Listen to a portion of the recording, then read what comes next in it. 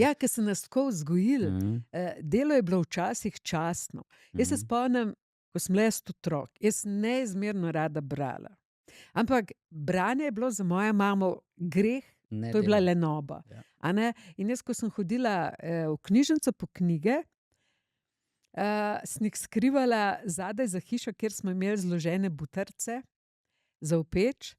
In ne bom pozabila, enkrat sem imela, vi ste generacija, ko Vinetuja niste brali. Jaz se spomnim, mislim, Ja, ampak Vinetu, ja. to so bile taki špehi, taki debeli špehi.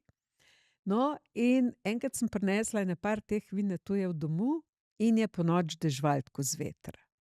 In je dež zmočil vse te moje Vinetuje tam med tistimi butarcami in seveda niso bili taki, ampak so bili taki.